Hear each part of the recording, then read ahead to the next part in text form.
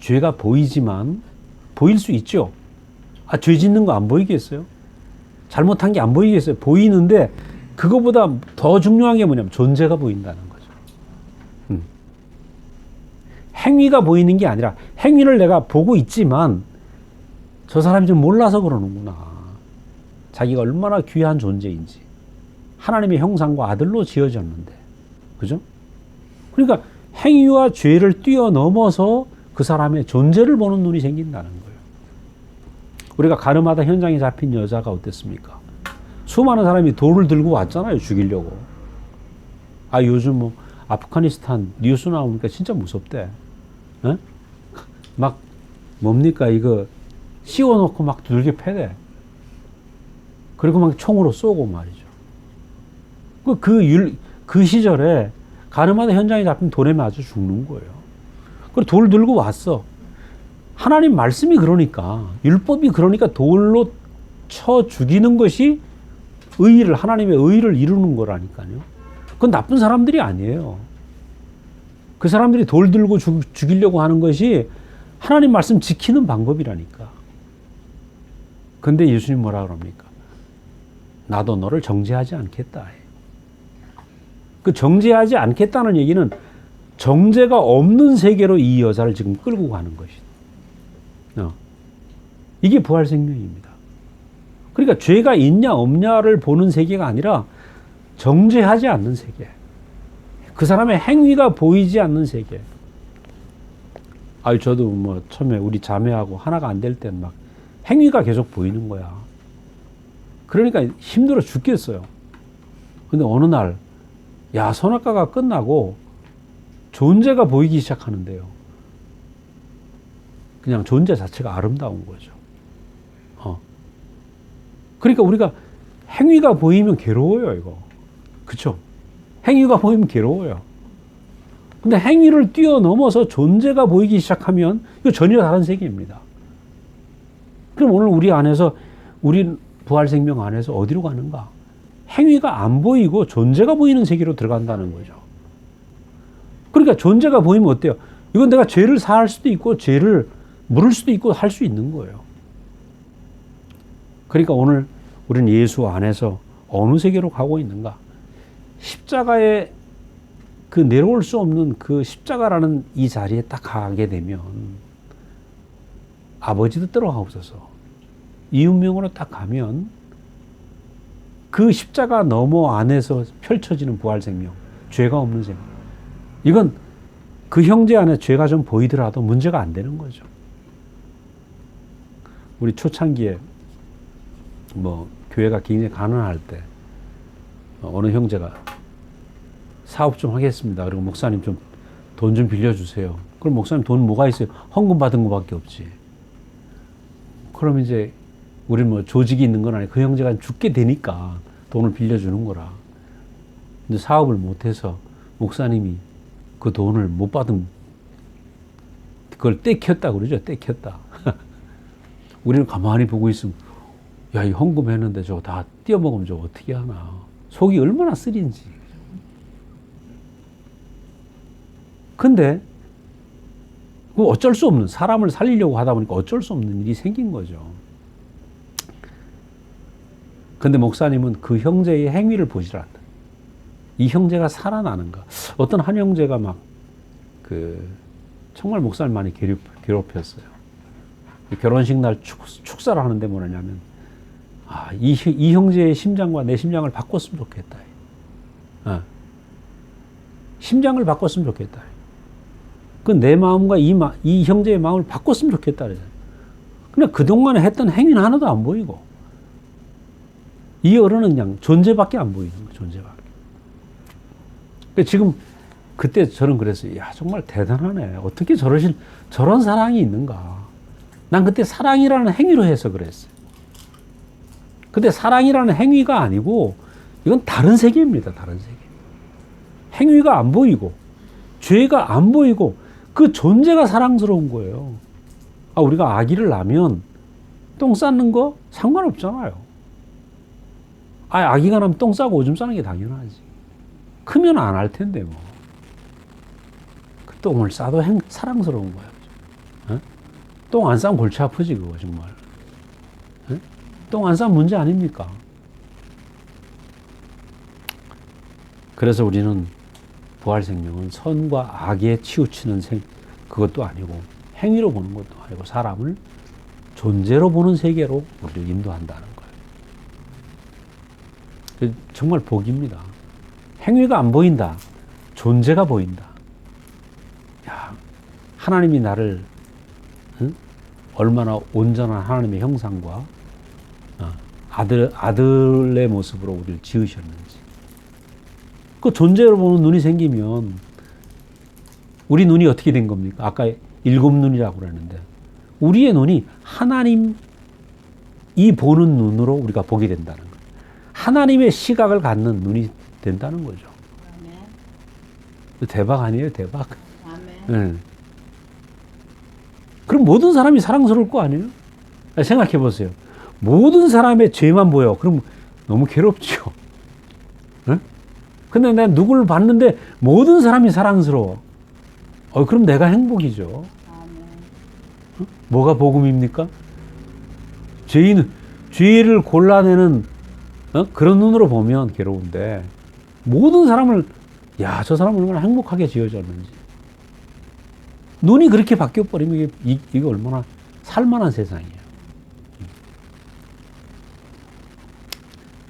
눈이 바뀌는 것, 그 부활 생명의 눈으로 바뀌는 것. 그러면 죄가 보이지 않는 존재가 보이는 축복 안에 우리가 살게 된다. 그럼 세 번째로 이제 부활 생명은 믿음을 준다. 우리가 신념, 믿음, 가끔 신념과 신뢰 얘기를 자주 제가 해드렸지만 신념의 세계는 믿습니까? 믿습니다. 얼마나 수많은 사람들이 믿음을 갖고 있습니까? 근데 이 믿음이 있잖아요. 내가 생각하는 믿음이 된다는 겁니다, 대부분. 선악과를 먹은 속성 안에선 위대한 예수님이 내 소원을 들어주실 거야. 천국까지 보내주실 거야. 그죠? 그래서 천국 가는 길을 교리로 만들고 부르짖으라 하면 하나님은 응답할 거다. 되게 자기가 생각하는 아바타, 내가 생각하는 기도의 응답, 이걸 붙잡고 하나님 앞에 기도를 하죠. 그런데 우리가 대표적으로 베드로를 보자고요. 베드로가 예수님 따라왔는데 기대를 가지고 왔을 거 아닙니까? 의기양양했을 겁니다. 무리를 걷고 사람을 살리고 병자를 고치고 5,000명을 먹이시는 예수. 그 중에 수제자 아닙니까? 야, 내가 금을 버리길 정말 잘했어. 마누라도 버리고 왔는데 정말 내가 기가 막힌 선택을 한 거야. 하고 왔는데 그 예수가 십자가에서 죽는단 말이에요. 그럼 자기가 믿었던 믿음은 뭐였어? 내가 죽는 데까지 따라가겠습니다. 말고의 귀를 칼로 자르고, 그죠? 얼마나 예수를 사랑했는지 모릅니다. 그런데 자기가 예수를 사랑했던 사랑과 예수에 대한 믿음과 이 모든 게 뭐냐? 신념으로 드러나는 자리. 이게 십자가였어요. 신념이었구나. 내 믿음이었구나. 십자가 앞에서 예수에 대한 모든 믿음이 송두리째 다 무너진 거죠. 그래서 누가복음에 나온 것처럼 바깥에 통곡하면서 울었다고 그랬어요. 통곡하면서. 왜냐면 내가 가졌던 믿음이 무너지니까.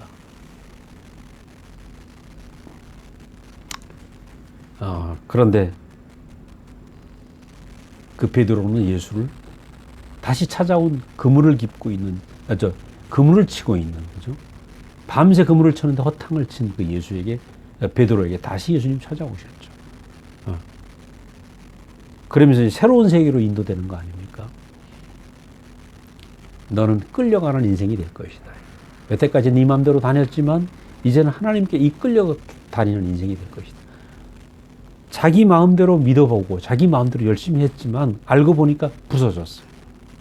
왜냐하면 십자가의 예수도 끌려가는 예수 아닙니까? 하나님께. 이끌려가는 세계를 발견 못한 거죠. 어린 양의 세계를 발견 못한 거예요. 십자가에서 이끌려가는 예수가 알아지고 자기도 이끌려가는 사람이 된 거예요. 어린 양의 세계 안에 들어오게 된 거죠. 아, 인생은 어린 양의 운명이 인생이구나. 하나님의 뜻에 이끌려가는 것이 인생이구나. 그 이끌려가는 세계, 여태까지 내 신념을 가지고 만들어 놓은 내 의지와 신념과 나의 최선을 가지고 만들어 놓은 그 세계로 살았는데 예수를 만나서 십자가 안에서 이끌려가는 운명 안에 들어가게 된 거죠. 자, 이끌려가는 운명 안에서 보게 되니까 그 다음부터 어떻게 됩니까? 예수와 한 운명이 되는. 아, 이 삶이었구나. 이끌려가는 것이 이것이었구나.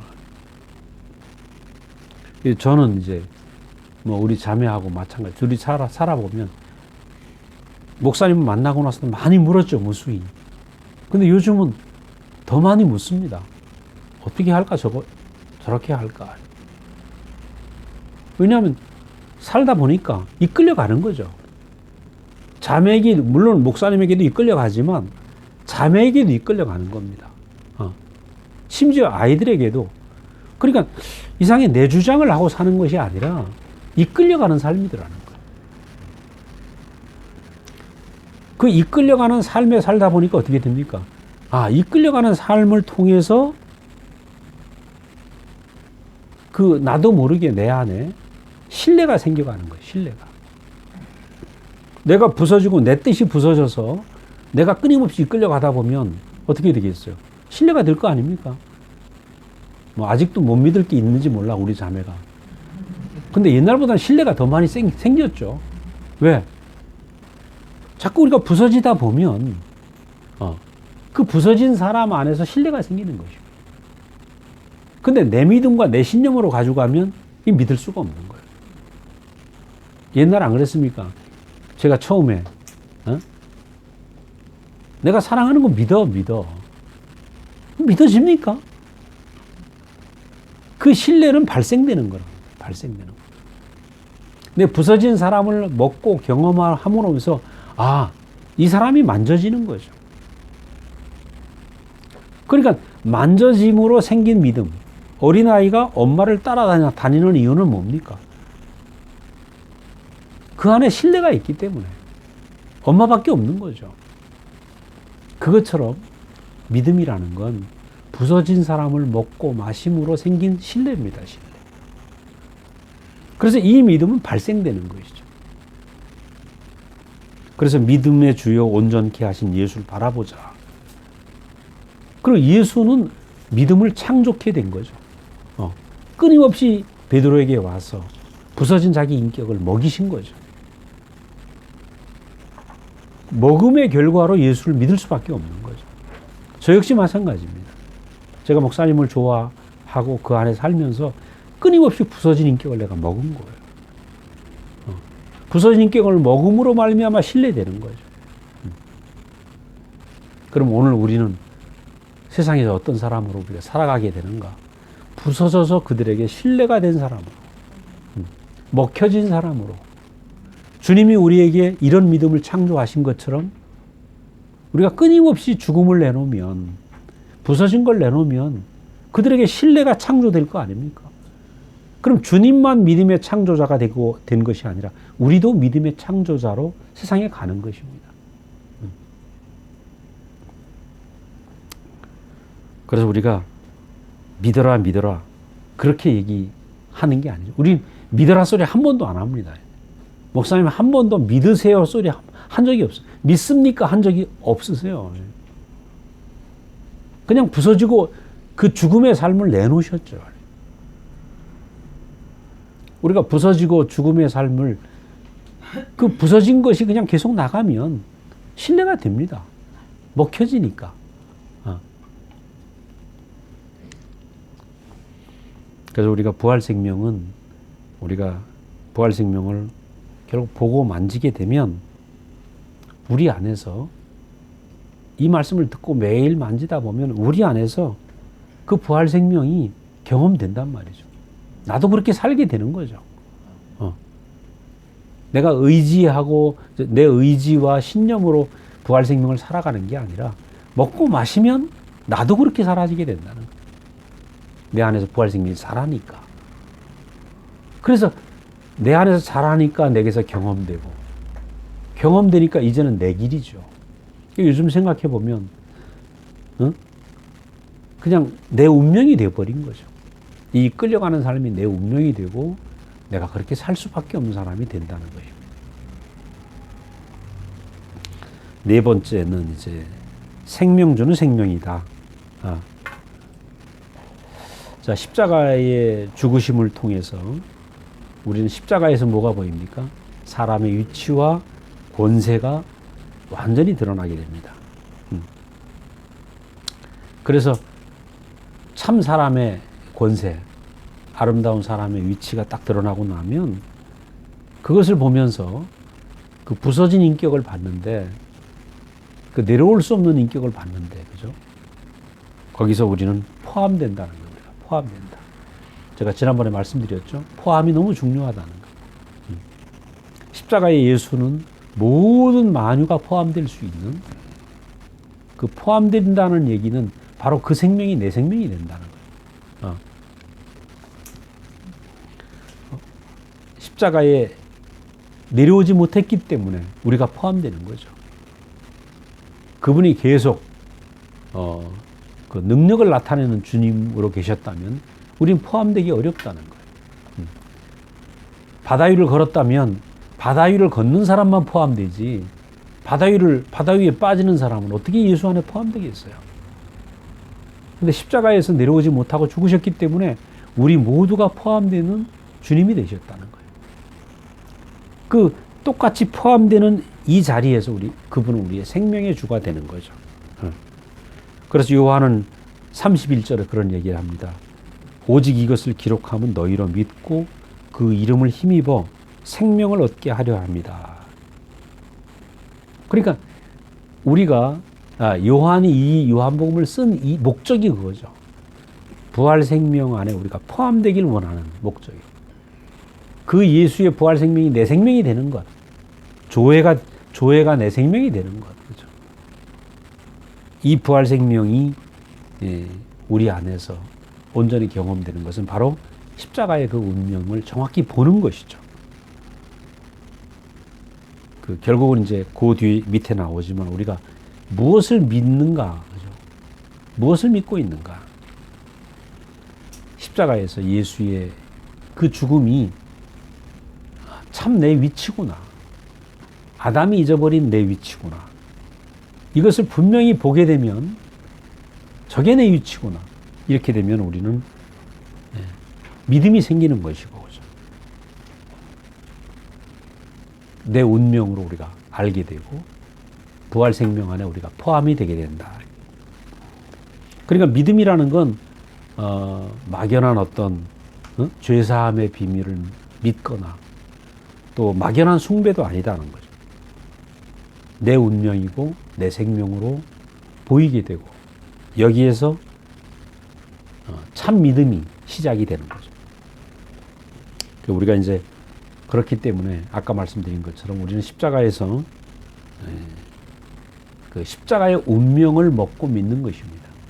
십자가의 운명. 즉 어린 양의 운명을 먹는 것이죠. 그래서 끊임없이 교회 생활은 뭐냐? 어린 양의 운명을 먹는 것이다. 십자가의 운명을 먹는 것이다. 우리가 그동안에 이제 선악과의 생명을 먹었기 때문에 끊임없이 내가 내 신념으로 뭔가 만들고 나의 믿음을 쌓고 기도를 쌓고 헌신을 쌓고 그래서 뭔가 만들어가지고 이렇게 살려고 했었는데 알고 보니까 예수의 십자가 안에서 다 부서지죠. 베드로의 운명을 봐도 얼마나 자기의 모든 걸 쌓았습니까? 저도 마찬가지죠. 저도 목사님에게 오면서 이상하게 다 버리게 되는데 이 버린 것이 또 나의 탑이었더라고. 내가 주님을 따라가는 나 이런 내 앞에 내 결심과 나의 어떤 이런 것들이 나의 탑이 됐었어요. 근데 알고 보니까 그것도 다 사라지게 해요. 그것도 다 부서지는 거죠. 그러니까 주님 앞에 뭐 우리 찬송에도 그런 게 있죠. 세상과 나는 상관없이 사랑의 주만 보이도다. 그죠? 그러니까 그 예수의 운명만 딱 내게 남더라고.